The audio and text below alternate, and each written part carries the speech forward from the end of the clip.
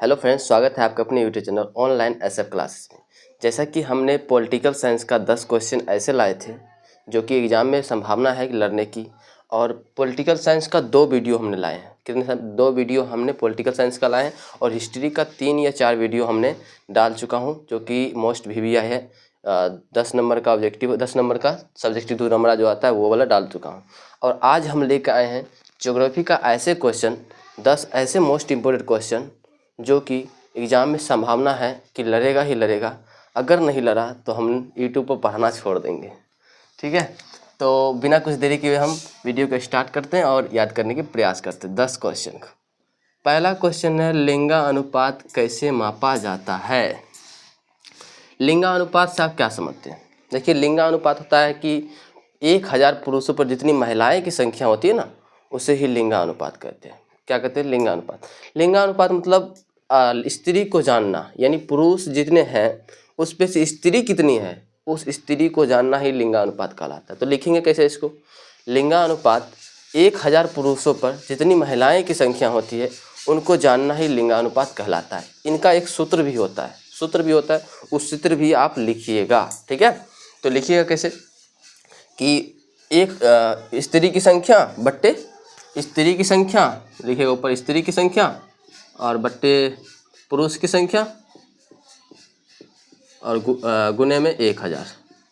ऐसे इसका सूत्र होता है। ठीक है, इसका सूत्र होता है, उसका सूत्र होता है और सूत्र लिख दीजिएगा। ठीक है, नेक्स्ट क्वेश्चन है, आकार के आधार पर उद्योग को वर्गीकृत कीजिए। आकार यानी कि फेस, यानी आकार के आधार पर उद्योग कितने भागों में बांटा गया? आकार के आधार पर उद्योग 3 भागों में बांटा गया। कितने भागों में? 3 भागों में बांटा गया। पहला कुटीर उद्योग, दूसरा लघु उद्योग, तीसरा बड़ा उद्योग। कुटीर उद्योग, लघु उद्योग, बड़ा उद्योग। कुटीर उद्योग, लघु उद्योग और बड़ा उद्योग। कुटीर उद्योग किसे कहते हैं? जो कि घर परिवार में जो बनाया जाता उद्योग होता है ना, छोटे छोटे उद्योग बनाए जाते हैं घर परिवार में, समाज को चलाने के लिए, घर को चलाने के लिए जो उद्योग बनाए जाते हैं उसे कुटीर उद्योग कह सकते हैं। ठीक है, और लघु उद्योग जो कि बड़े छोटे से थोड़ा सा उठ करके ऊपर बड़े पैमाने पर छोटे छोटे मशीनों को निर्माण किया जाता है, जिस मशीनों से हम लोग अपने समाज को यानी देश को चलाते हैं, उसे लघु उद्योग कह सकते हैं। ठीक है, बड़े उद्योग किसे कहते हैं? यानी बड़े पैमाने पर जो मशीन चलाते हैं, जो कारखाने में लगा रहता है, या बिजनेस को चलाने के लिए जो उद्योग को हम इस्तेमाल करते हैं, उसे बड़े पैमाने पर उद्योग को इस्तेमाल करते हैं, उसे हम बड़ा उद्योग कहते हैं। ठीक है, तो आपको आपकी अपनी भाषा में याद हो चुका होगा। ठीक है, नेक्स्ट क्वेश्चन है, निबल बोया गया क्षेत्र तथा सकल बोया गया क्षेत्र में अंतर लिखे। देखिए, निबल बोया गया क्षेत्र और सकल बोया गया क्षेत्र क्या है? निबल बोया गया क्षेत्र साल में 1 बार जुताई किया जाता है, और सकल बोया गया क्षेत्र में साल में 1 से अधिक बार उसमें जुताई किया जाता है, बुनाई किया जाता है, पटवन किया जाता है, खाद भी है उसमें जो डाला जाता है, सब चीज़ डाला जाता है। ठीक है, लेकिन वही निबल बोया गया क्षेत्र में साल में 1 ही बार फसल लगा दिया जाता है, उसके बाद खाद बिहन जो होता है उसके बाद दे दिया जाता है, और साल में 1 ही बार काटा जाता है उसमें। ठीक है, तो लिखेंगे कैसे इसमें? निबल बोया गया क्षेत्र तथा सकल बोया गया क्षेत्र में अंतर कुछ इस प्रकार है। निबल बोया गया क्षेत्र तथा सकल बोया गया क्षेत्र में अंतर कुछ इस प्रकार है। नीचे लिखेंगे, एक तरफ निबल बोया गया क्षेत्र, एक तरफ लिखेंगे सकल बोया गया क्षेत्र। निबल बोया गया क्षेत्र में क्या लिखिएगा कि साल में 1 बार जुताई किया जाता है। ठीक है, और सकल बोया गया क्षेत्र में लिखिएगा साल में 1 से अधिक बार जुताई किया जाता है, और निबल बोया गया क्षेत्र में जितना जमीन है उतना ही फसल क्या होता है? उगता है। ठीक है, निबल बोया क्षेत्र में जितना जमीन है उतना ही फसल उगता है। वही सकल बोया गया क्षेत्र में जितना जमीन है उससे अधिक फसल उगता है। कैसे? ऐसे तो आप लिख दीजिएगा कैसे। देखिए, जमीन अगर जितना है उसको 1 से अधिक बार जोत करके हम फसल उगाए तो अधिक से अधिक क्या होगा? फसल उपजेगा ना। अगर निबल बोया क्षेत्र में हम 1 ही बार फसल लगाए और 1 ही बार काटे तो जितना हम 1 बार में लगाए उतना ही ना उगेगा, यानी जितना हम जमीन है उतना ही उगेगा। ठीक है, और सकल बोया गया क्षेत्र में 1 से अधिक बार उसमें लगा देते हैं, यानी वही जमीन है लेकिन 1 से अधिक बार लगा देते हैं तो क्या होता है? फसल अधिक से अधिक उगता है। ठीक है, तो इसे लिख दीजिएगा। ठीक है, आपको 2 नंबर आसानी से मिल जाएगा। नेक्स्ट क्वेश्चन है, ध्वनि प्रदूषण के 4 स्रोतों का उल्लेख करें।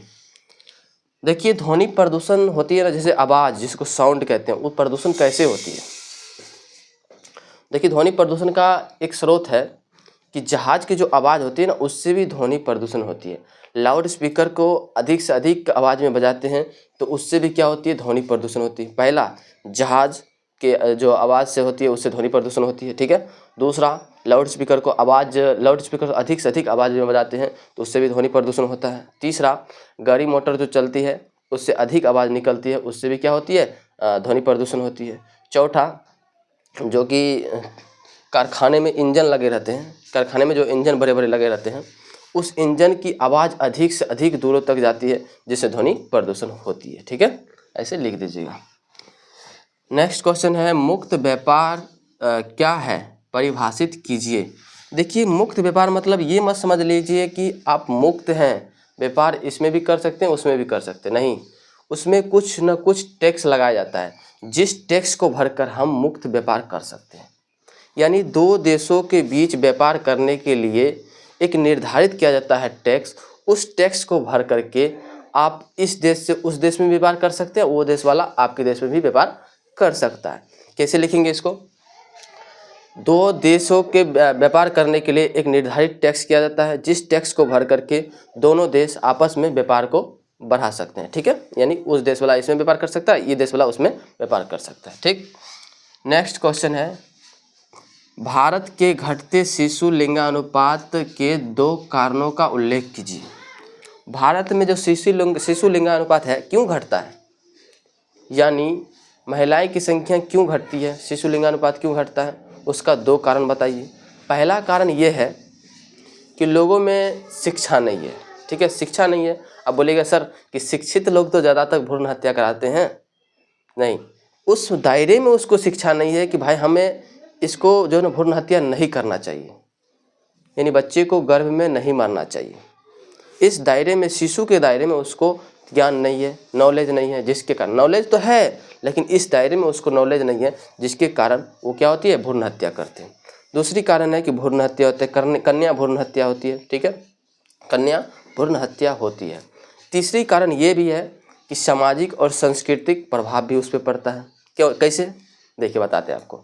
समाज में लोग चाहते हैं कि अधिक से अधिक क्या हो, हमारे पास बेटा हो, जिस बेटे के कारण लोग गर्भ में ही चेक करा लेते हैं कि ये बेटा है या बेटी है, जो गर्भ में ही चेक करा लेते हैं बेटा है या बेटी है। अगर बेटी पकड़े गई तो उसे गर्भ में ही मार दिया जाता है।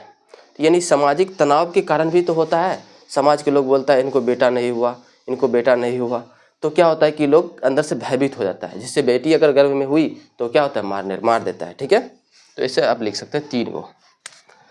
नेक्स्ट क्वेश्चन है, महाराष्ट्र के 4 प्रमुख सूती वस्त्र उद्योगों प्रमुख सूती वस्त्रों के नाम लिखिए। यानी कहाँ कहाँ महाराष्ट्र में सूती वस्त्र उद्योग है, उस उद्योग का नाम लिखना है, ठीक है, लिखना है। तो देखिए ऐसे लिखेंगे आपको, महाराष्ट्र के 4 प्रमुख सूती वस्त्र का उद्योग कुछ इस प्रकार है। कहाँ कहाँ, देखिए, पहला लिखेगा अमरावती, दूसरा नागपुर में है, तीसरा सोलापुर में है, चौथा मुंबई में है। ये सब महाराष्ट्र में है, ये सब कहाँ है, महाराष्ट्र में है। नागपुर, अमरावती, सोलापुर, मुंबई, ये सभी महाराष्ट्र में सूती वस्त्र का उद्योग कारखाना है, ठीक है, जहाँ से सूती वस्त्र का निर्माण होती है और अन्य देशों में फैलाया जाता है, अन्य राज्यों में भी फैलाया जाता है, ठीक है। आप ऐसे लिख दीजिएगा। नेक्स्ट क्वेश्चन है, संचार से आप क्या समझते हैं। संचार किसे कहते हैं, जैसे संचार का मतलब होता है कि अपने शब्दों को यानी अपने संदेशों को एक जगह से दूसरे जगह ट्रांसफ़र करना।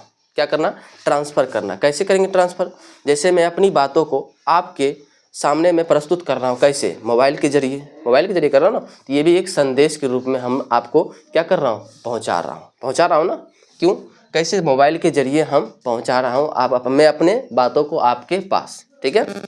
तो लिखेंगे कैसे, संचार से आप क्या समझते हैं। संचार, देखिए, संचार से हम यह समझते हैं कि हम अपने संदेशों को आसानी से एक जगह से दूसरे जगह भेज सकते हैं और उनकी संदेशों को हम तुरंत प्राप्त कर सकते हैं, ठीक है, प्राप्त कर सकते। कैसे, देखिए, पहले के ज़माना में जो संदेश भेजा जाता था 3 दिन लगता था, कितने दिन, 3 दिन लगता था यहाँ से और दूसरी जगह संदेश को भेजने में, ठीक है, और उधर से फिर 3 दिन लिखवाया संदेश, अब फिर 3 दिन में डाक द्वारा भेजा जाता था, तब आया मेरे पास संदेश, तो हम पढ़े, और तब उसका जवाब फिर इधर से भेजे, ठीक है।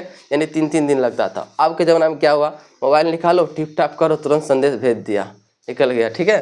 तो ये हुआ मेरे संचार से आप क्या संचार से में देखिए टाइम भी बचत होती है। क्या होती है, टाइम भी बचत होती है। कैसे, अगर हमें वो 3 दिन जो लग रहा था रास्ता में जाने में आने में, जो डाकिया द्वारा हम भेजते थे, उन टाइमों का तो उल्लंघन हो रहा है। इंतजार रहता था भाई मेरे घर में क्या है नहीं है। अब तो कुछ तो बेकरार रहता है, अंदर से दिल रहता है ना कि मेरे घर में क्या हुआ नहीं हुआ, अभी तक कोई संदेश नहीं आया है। वही संदेश को अब चुटकियों में तुरंत मोबाइल के जरिए भेज देते हैं ना। तो अब एकदम टिप टाप किए और वहाँ पहुँच गया, ठीक है, पहुँच गया। तो उससे क्या होता है, समय बचत होती है। वो समय किसी और कामों में हम लगा देते हैं, ठीक है, किसी और कामों में लगा देते हैं, जिससे वो काम क्या होता है, फास्ट होने लगती है। नेक्स्ट क्वेश्चन है, मानव विकास के 2 मूलभूत क्षेत्रों का उल्लेख करें। यानी मानव विकास के 2 मूलभूत क्षेत्र कौन कौन हो सकता है।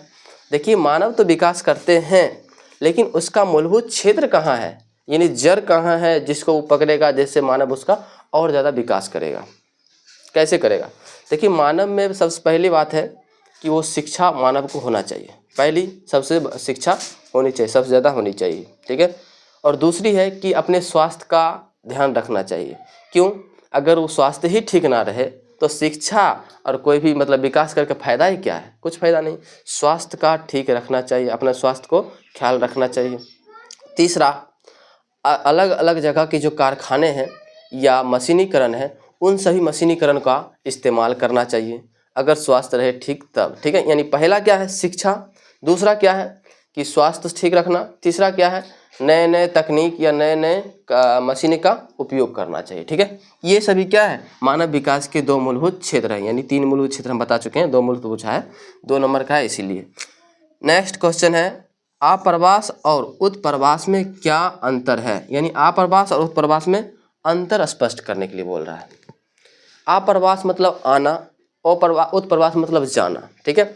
आ मतलब आना, यानी आप्रवास, और उत्प्रवास मतलब जाना। देखिए आप्रवास और उत्प्रवास में अंतर स्पष्ट करना है। एक तरफ लिखेंगे, पहले लिखेंगे आप्रवास और उत्प्रवास में अंतर कुछ इस प्रकार है, ठीक है, कुछ इस प्रकार है, ऐसे लिख देंगे। इधर से लिख देंगे आप्रवास, इधर से लिखेंगे उत्प्रवास, ठीक है। आप्रवास में क्या लिखेंगे कि आप्रवास में दूसरे देश से हमारे देश में लोग आते हैं, यानी जो मानव है दूसरे देश से हमारे देश में आते हैं, और उत्प्रवास में हमारे देश से दूसरे देश में लोग जाते हैं, ठीक है, ऐसे लिख देंगे। और दूसरा में लिखेंगे आप्रवास में जनसंख्या हमारे देश में अधिक होगी और उत्प्रवास में जनसंख्या हमारे देश में कम होगी। ये 2 लिख दीजिएगा, आपको 2 नंबर आसानी से मिल जाएगा। देखिए आपकी हम कितनी आसान भाषा में हमने 10 क्वेश्चन ऐसे याद करवा दिए चुटकियों में, जो कि एग्ज़ाम में लड़ने की पूरी संभावना है। तो आप लोग वीडियो में बने रहे, इसके लिए धन्यवाद। और आप लोग को वीडियो अगर अच्छा लगा है तो उसके लिए लाइक कीजिए, सब्सक्राइब कीजिए और अपने दोस्तों में ज़रूर शेयर कीजिए। मिलते हैं अगले वीडियो में, तब तक के लिए धन्यवाद।